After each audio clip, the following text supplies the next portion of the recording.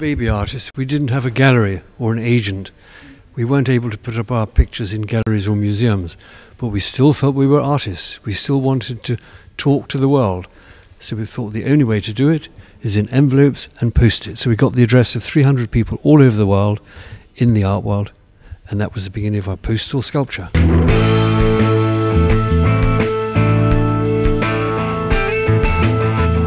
In some way, because they were like small artworks describing what we were doing, because we invented this whole idea of being living sculptures. So in that moment we were able to describe ourselves like drinking coffee in front of the window, feeling at peace with the world, and that moment everybody was able to see an image of us, and it was extraordinarily successful, amazing successful, and that's how we started. And overnight we were totally famous.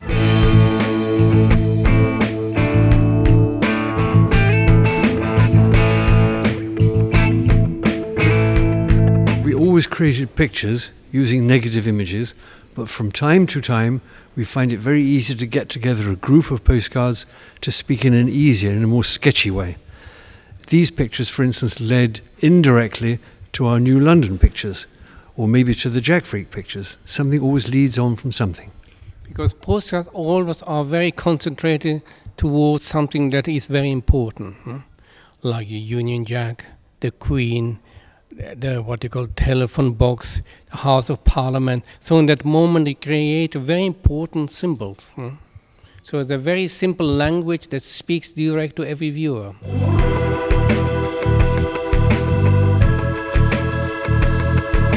Very simply, it is if we set up ground rules before we begin a group of pictures, whether it's postcard pictures or other pictures, then it leaves us free to introduce subjects. So we knew that 13 postcards makes that particular shape, the urethra. So we didn't have to think of that ever again. Everyone has the same shape. But we could introduce to that lots of thoughts and feelings. But it was very interesting because when we started to make this picture, so we were interested in the sign of the urethra, and in that moment that you see the world through the sign of the urethra is totally different. So it clouds the whole imagery, It creates this symbolic, what we call like tantric art, and it creates what we call rainbows around us with different feelings. So it is, yes, it is a circle with a dot. And with 13 cards, it's a square with the dot, but it's not abstract. It's the way the urine comes from the male and the female. It's the way the sperm comes from the male to the female, which creates the babies. So in fact, it is an everlasting symbol of all of our beings, all of our lives. The sexual urge of us is there, and that moment it clouds every image. You see it in a different way. It's not only a postcard piece anymore. It is combined with sexuality.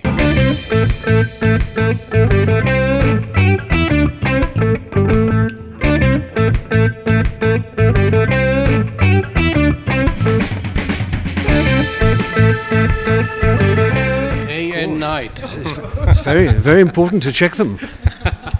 We don't want unreliable people in our pictures. No, we think to use the London telephone box card pictures is an enormous celebration because there's nothing more complex and more human than the sexual trade. If you see a card like the one behind you where it says luscious, 18 years old, where is that person now? Are they still in London? Are they dead? Are they married? Are they still with the same job? Are they in Argentina? It's extraordinary. You could spend your life just thinking about these people and wondering about their lives. Did they tell their mother? Were they married? And it's very interesting because we are not talking about the normal life. We are talking about a hidden life that's behind every single person. We think everybody has schizophrenic. They always think two ways, sex and peace.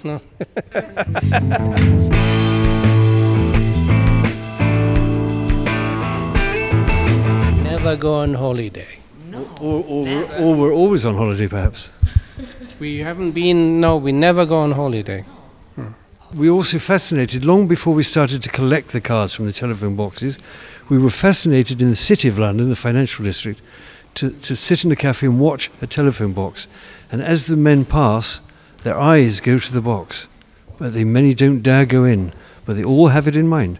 You just see the eyes go to the left or to the right. It's extraordinary. See, we are very complex people, so everybody was looking with one eye straight and one eye into the telephone box.